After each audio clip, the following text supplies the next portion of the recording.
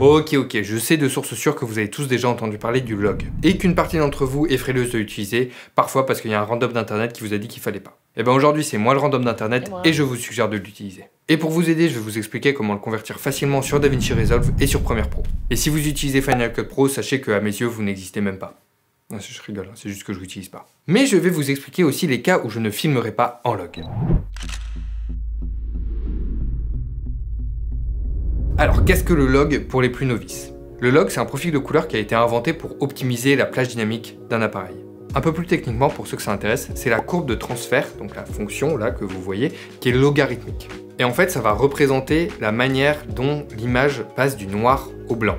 Et de cette manière, contrairement à une courbe linéaire, on va pouvoir avoir beaucoup plus d'informations pour les mêmes valeurs. Mais bon bref, vous pouvez juste retenir que le log, c'est un profil de couleur qui a été inventé pour se rapprocher de certains avantages du RAW, tout en utilisant du coup des codecs compressés. Si vous êtes largué ou que vous voulez aller un peu plus loin, j'en ai fait des vidéos, des articles, tout ça, je vous mets dans la description. Donc vous vous retrouvez avec une image complètement décontrastée, désaturée, à première vue aussi utile qu'un bac littéraire. Okay. D'un côté c'est cool parce que ça va vous apporter des avantages, meilleure plage dynamique, meilleure marge de manœuvre en colorimétrie, parfois un dual ISO plus intéressant, etc. Mais de l'autre ça va vous demander plus de travail en post-production et c'est ça qui fait dire à certaines personnes de ne pas l'utiliser. Parce qu'on s'en fout un peu au final. Le rapport entre intérêt et effort n'est pas intéressant. C'est pas mon avis, c'est peut-être le vôtre, mais vous allez voir qu'en réalité c'est pas si compliqué que ça à convertir.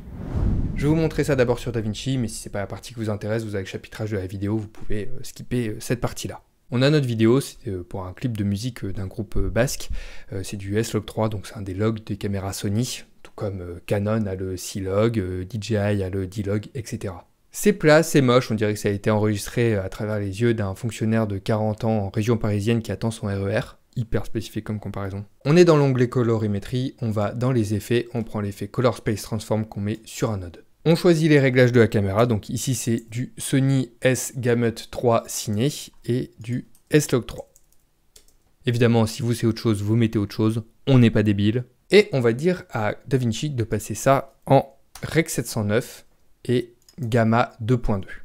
Alors comment choisir son Gamma 2.2, 2.4, enfin, toutes ces différences, c'est hyper important, mais c'est un petit peu long à expliquer, j'en ai fait tout un article que je vous mets dans la description. Et voilà, votre vidéo est prête à être exportée en soi. C'est bon. Vous pouvez faire des ajustements, mais il faudra les faire en amont du node de conversion pour que ça se fasse sur le log et pas sur le Rec 709. Et vos loads, ça dépend de l'espace colorimétrique sur lequel ils ont été programmés pour, mais souvent c'est en Rec 709, donc ça sera après. Mais vérifiez ça avant parce que sinon le résultat pourrait être désastreux. En tout cas, l'ordre des nodes est vraiment important dans votre arborescence. J'ai déjà commencé à faire une vidéo sur différents node trees à vous proposer en fonction de la complexité, de votre niveau, tout ça. J'ai pas encore fini, mais elle sera publiée incessamment sous peu, donc abonnez-vous. En tout cas, ça c'est une technique, c'est la plus simple, mais c'est pas celle que moi j'utilise. Et que beaucoup de pros utilisent d'ailleurs. Ce qu'on va faire, c'est qu'on va faire 3 nodes. Sur le premier, on va mettre un Color Space Transform, où on remet la même chose en input. Hop, donc le S-Log3. Et en output, on va mettre du DaVinci Wide Gamut et DaVinci Intermediate. Voilà. On se met sur le dernier node, on peut copier ce qu'on a mis sur le premier, sur le second, et on fait swap. Et là, on va mettre du Rec 709 et Gamma 2.2, donc l'output qu'on avait mis à la base. Comme vous pouvez le voir, le résultat est exactement le même. Le but ici, c'était de vous faire chier. Non, je rigole, c'est comme ça, on peut faire notre colorimétrie sur les nodes entre les deux, qui vont être sur un espace colorimétrique de DaVinci Wide Gamut. L'intérêt, c'est de travailler sur un espace beaucoup plus grand, comme vous pouvez le voir sur ce dessin tout à fait professionnel. Donc comme tout à l'heure, si vous avez un LUT, ça sera après, parce que c'est la même sortie en Rec 709. Et vous avez des effets à mettre avant, comme la réduction de bruit, ça sera avant le premier node. Petite subtilité, si vous travaillez en DaVinci Color Manage, vous pouvez simplement, très simplement, prendre votre fichier, aller dans Input Color Space et choisir votre input.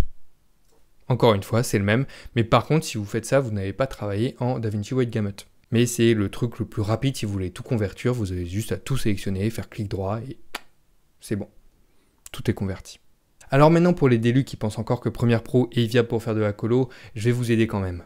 Alors ici aussi il y a deux méthodes. La première, la plus récente et la plus rapide, c'est d'aller dans le panneau couleur lumétrie. Alors si vous ne trouvez pas, vous allez dans fenêtre et vous avez couleur lumétrie. Vous allez dans l'onglet réglages et ici vous avez une petite case dans projet c'est gestion des couleurs pour les médias bruts et les journaux détectés automatiquement. Hyper instinctif. Vous la cochez et ça passe en log. Si jamais, pour X raison que ce soit, il n'arrive pas à détecter que c'est du slog3 ou n'importe quel espace dans lequel vous avez enregistré, vous pouvez aller ici et le choisir manuellement. La seconde méthode, c'est en utilisant des LUT de conversion. Alors pour ça, ce que je vous conseille, c'est de créer un calque d'effet et de le mettre au-dessus. Comme ça, vous pourrez l'appliquer sur plusieurs clips en même temps, mais vous pouvez bien sûr le mettre directement sur l'élément si vous voulez, si vous en avez qu'un. Et ici, vous pouvez ajouter votre LUT. Donc hop, on va mettre celui-là. Hop, et voilà. Et là aussi, il faudra faire attention à où vous mettez vos ajustements. Il faudra les mettre en dessous. Donc soit sur un calque que vous mettez en dessous, soit directement sur le clip. Et pareil pour vos LUT créatifs, faire attention sur quelle base vous êtes. Maintenant que vous savez convertir du log comme des pros, je vais vous expliquer la seule raison pour laquelle parfois je ne l'utilise pas. C'est le très rare cas, d'ailleurs convenu en avance, très important, où le client a besoin des rushs pour par exemple faire sa com ou quoi que ce soit. C'est tout. Même quand je fais des vidéos rapides pour Instagram, je le fais en log. Par contre, ça m'arrivait de ne pas filmer en S-Log3 sur mon A7 III parce qu'en plein jour, en extérieur, l'autofocus marchait pas bien. J'ai jamais compris pourquoi, mais c'est comme ça. Donc conclusion, shootez en log, faites attention à l'ordre de vos calques ou nodes et harcelez le bouton j'aime de cette vidéo jusqu'à ce qu'il s'active.